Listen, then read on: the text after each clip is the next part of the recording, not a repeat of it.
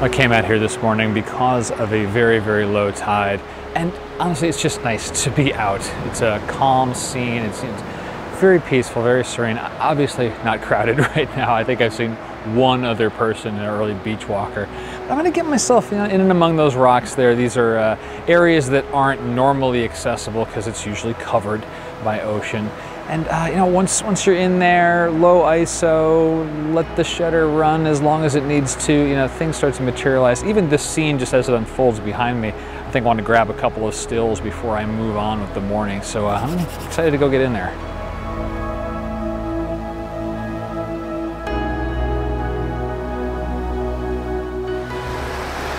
All right, there's a nice curve of rock here, and leave the light on for a minute so you can see what I'm doing. Otherwise, it's just pitch black out here. I'll definitely be in the water for this shot, but let's get set up here. See what we can position up. Oh, all right, tide's rising fast. Let's see here. I can compose right now, but for focusing, I'll need to shine a light on this rock in the foreground here. But yeah, this is going to shape up pretty well. It'll definitely be a long exposure, so wave action doesn't matter as much. But I got to cut the light here and get the ambient feel going. The cove I was working's already started to fill in. I had to retreat a little bit to get some more behind the scenes for you. But it came out nicely. It was a few different adjustments I needed to make on the composition. I think the key thing is, you notice the tripod's kind of high up. It's almost eye level, standing straight up.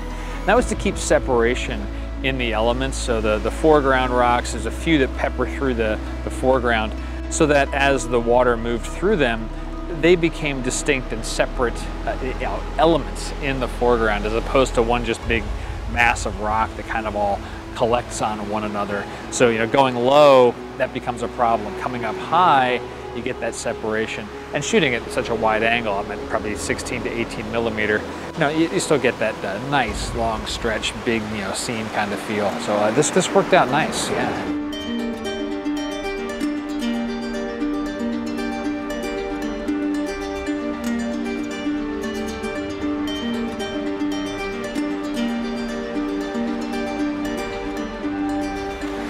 The atmospherics are kind of nice out here. And if I can get the reddish part of the rock to pick up, that'd be pretty cool. This could be a line, maybe. But I'd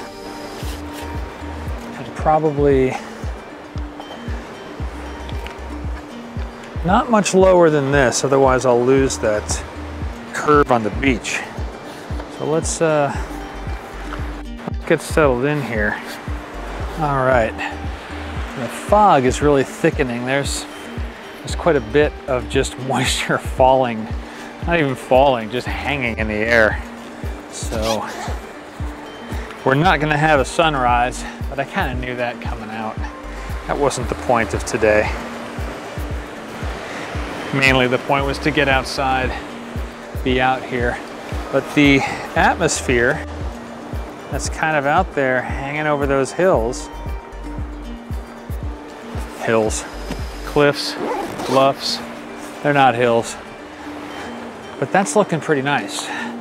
And so let's get dialed in here.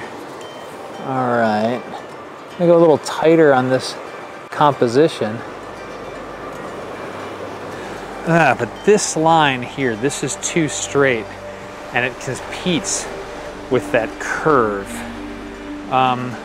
Let's see. I don't have any more edge there, but and that's there. I think I just need to move farther up. I just need to move farther up the rocks and forget about all this stuff. I'm gonna go tighter, walk, and don't bother with the foreground.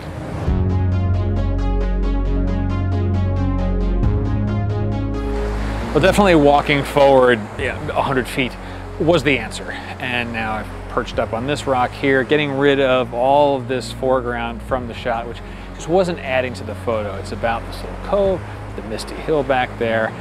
Don't need to go anything more than f8 because it's not going to have focus back there. There's just too much atmosphere. It's still coming down. I'm having to wipe down the lens every moment or so just to keep it clear. So hopefully that doesn't degrade the image quality. But you know, that's what we do when we're in nature. We deal with the conditions and, you know, work with them as best we can.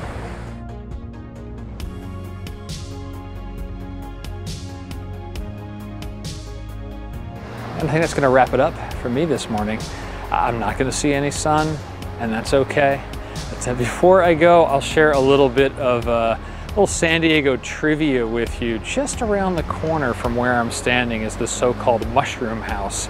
And this is like a guest house that's connected to one of the hills that's up at the top of the cliffs. It's one of these places you don't quite often get to access because of the tides and not being able to walk this whole section of beach all the time. So there you go, the Mushroom House. And with that, I'll sign off.